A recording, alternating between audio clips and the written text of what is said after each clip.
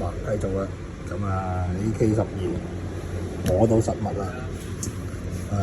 好重，我摸上手咧就大約係估3.5啦，官方寫3.5 kg 左右。咁啊，彈夾係冰涼彈夾。咁因為新槍我唔打啦，咁就等實力客戶拎走啦。咁同埋呢啲全部都係用緊2023最新款嘅設計啊，都係呢啲啦，雙邊掣啦，最期待㗎啦。咁同埋仲有呢個快拆嘅鎖甲掣，